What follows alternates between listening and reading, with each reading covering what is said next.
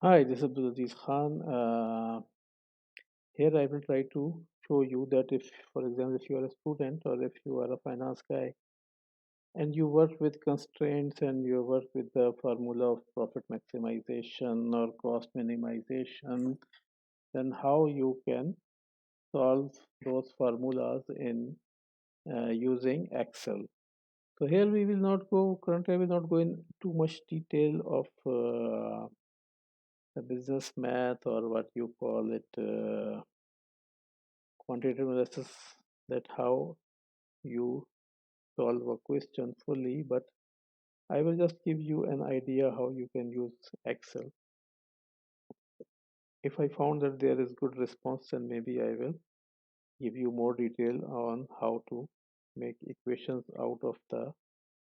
um, out of your problem statements, but that will be later, not here. But assume you have a problem statement from where you had some formulas and you get everything of this. That, for example, that you have a profit maximization that you can produce. Um, now you have, for example, if you have a manufacturing unit and you are building two type of products, and you have these four constraints for these product that for example, constraint number one for product A is zero point 0.7, product B is 0.5, and for constraint A you have that time amount of 360.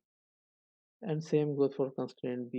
You have these two constraints and time amount is 500. For C, you have constraint. For D, you have constraint. So these are your four of your constraints. And as per your formula, you have to produce 9 of this or 10 and 10 of this to get the maximized profit. So in order to know that, sorry, how much is the cost? I mean the group. This is not the produce. This is the price. So the price is 9 and price is 10. And you can change the number. I mean, you have to change, you can produce any number of this and any number of this. And but you have to get the maximum output. You have to get the maximum profit from it. I mean, so how can we know these two unknown numbers? That how much we make these two. Your profit will come from simply multiplication of profit will be multiplication of this with price and this with price. So this, in this way you will get most of your the highest profit you want to achieve here. So the constraint also be multiplied with this number with the same formula, that okay, the same way we have profit, in the same way we have this constraint 1, this should be multiplied by this unknown number, and then constraint 2 should be multiplied by with this unknown number. So in the same way we copied and pasted all the constraint here, and then we put these um, values here just to make, just to see that at the end we also want to see that how much slack, I mean if we have some slack in the timing, because we will be using the linear programming, there may be some time slots that will be wasted, so we want to know if we are wasting anything. So let's see how Excel does it. You, if you have already done it through your graph or through mathematical formulas, then you can, this will be a good tool for you to verify that okay, whatever you're doing, it's verifiable or not. So we go in data and then we go to solver. Solver is an add-on of Excel, because I was already doing it, everything is basically already available, but I will make it again. So first you have to get your objective. What is my objective? My objective is this profit. I want to know this number basically. And what are my variables that will be changed? So these two are my variables that I will change. These are the number that I can produce, so I will change these two values to get the profit. Here you are, it is also asking you want to maximize or minimize, because this is the profit, so I want to maximize. If it had been the cost, then I will be trying to minimize it. So now what are the constraints? These are the four constraints that we have.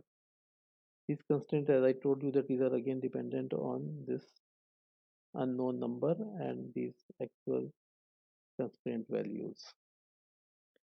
We have a less than function. This constraint should be less than this number. So it depends on your actual problem statement, that what if you have a time less than of that, or you have a time minimum or more than of that. And these are your actual numbers.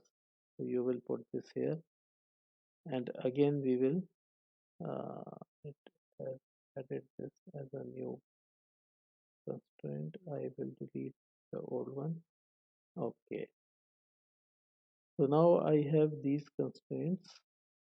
I have this objective maximization by changing these two numbers.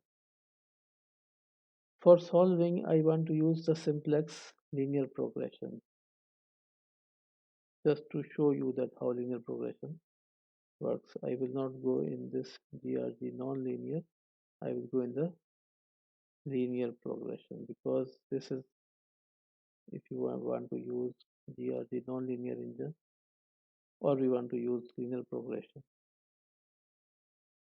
Okay, so I will just ask it to solve it, and you see that it changed the number here and it solved it. It's asking me that if I want to keep the original, if I want to have a report of these, or if I want to save scenarios or whatever. So I said okay, keep these numbers, and makes, because I clicked on report, so it makes for me three reports as well, answer report, and but we will right now will not go in this detail. So here we see that these two unknowns, it changes these unknowns to get the maximum value here, and when the maximum value was achieved, then it stops these two numbers.